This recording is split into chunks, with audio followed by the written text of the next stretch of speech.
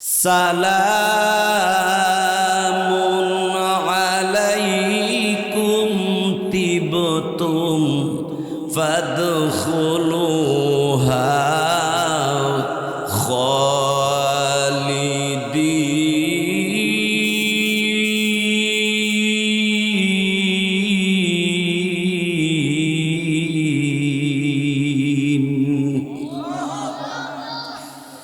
আল্লাহ রাব্বুল আলামিন আমার আল্লাহ তাআলা তিনি জান্নাতি মানুষদেরকে মুমিন মুসলমান ইমানদার বান্দা আর বান্দিকে আল্লাহ পাক রব্বুল আলামিন তিনি সালাম জানাবেন।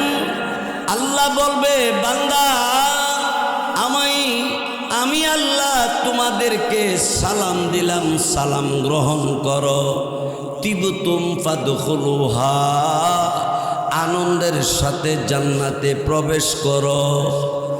খালিদিন, আর সেই জান্নাতে তুমি চিরকাল বসবাস করবা।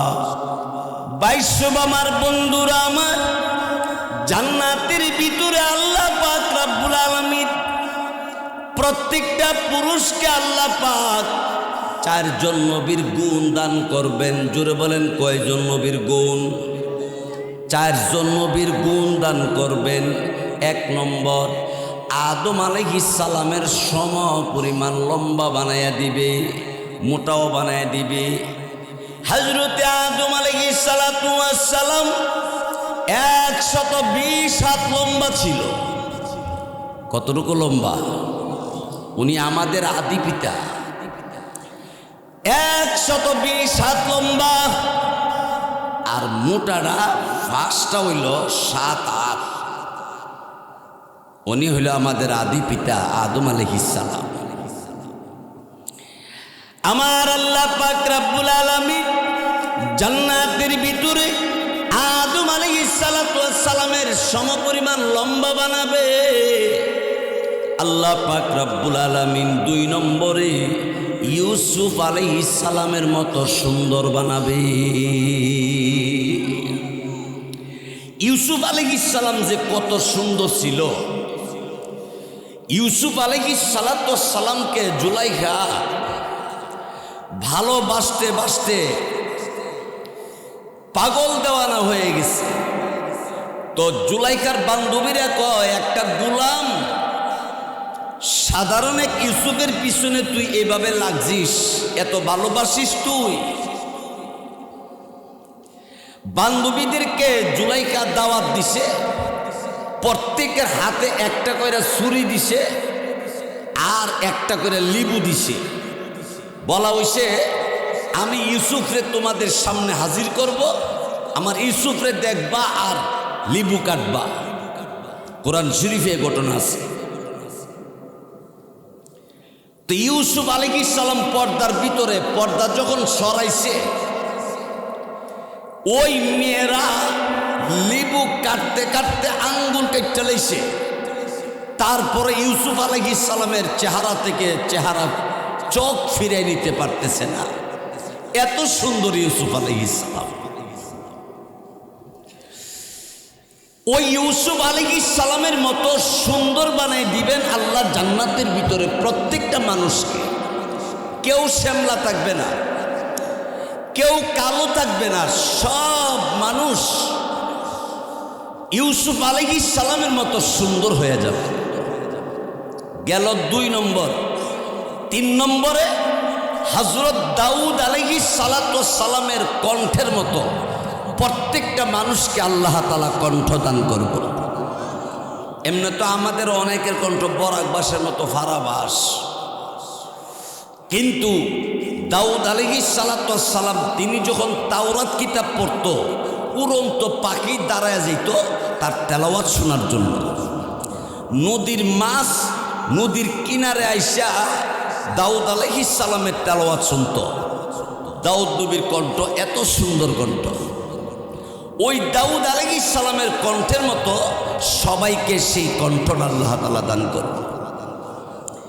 4 নম্বরে আমাদের নবী মুহাম্মদুর রাসূলুল্লাহ সাল্লাল্লাহু আলাইহি ওয়াসাল্লামের চরিত্রের মতো চরিত্র দান করব।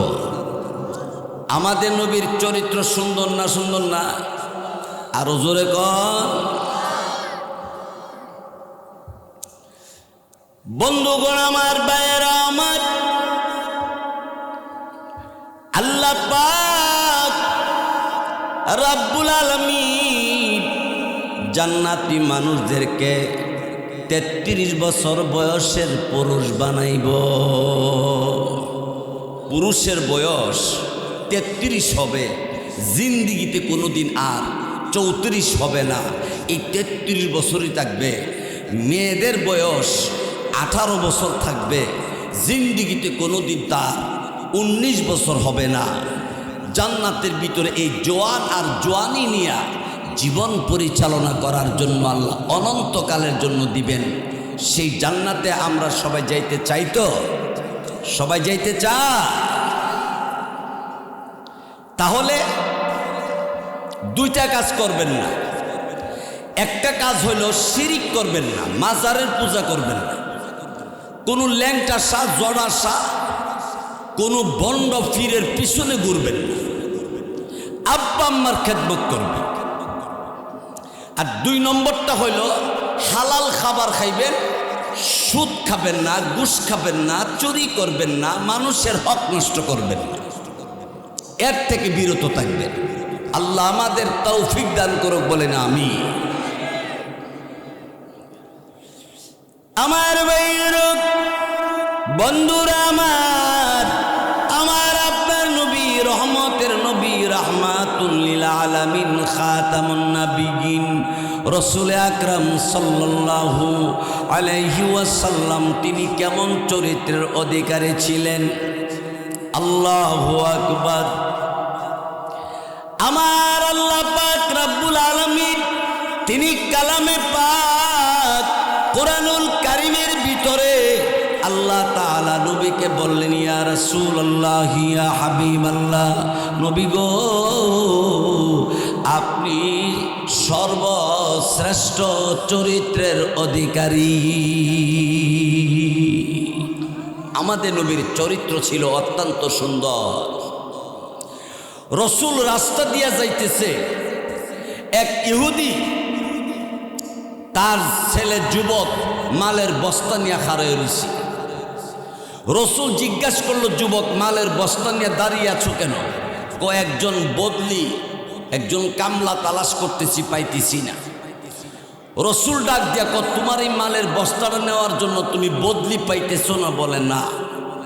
তাইলে তোমার এই মালের বস্তাটা তোমার বাড়ি পর্যন্ত আমি পৌঁছাইয়া দেই। যুবক ডাক দিয়া কয়, আপনাকে কত দিতে হবে? রসুল বললেন, আমাকে 1 পয়সাও দিতে হবে না। যুবক আমাদের নবীজিকে জীবনে কোনোদিন দেখছেও না, চিনে না। মালের বস্তাটা আমাদের নবীর মাথায় উঠাই দিছে। রসুল মালের বস্তা বাড়ির কিনারে নামাই দিছে। রসুল চলে গেছে। যুবক তার বাপ জিজ্ঞাসা করে, যুবক রে, যুবক ও আমার ছেলে, এই মালের বস্তা আনতে কত লাগছে? আব্বা এমন একটা লোক পাইছি, যেই লোকটা বিনা বেতনে এই মালের বস্তা আইনে দিছে। আমরা নবীর উম্মত হইয়া অন্যের মালের বস্তা কেমনে চুরি করন যা, কিভাবে এটারে গুম করা যায়, এই চেষ্টা, ঠিক না?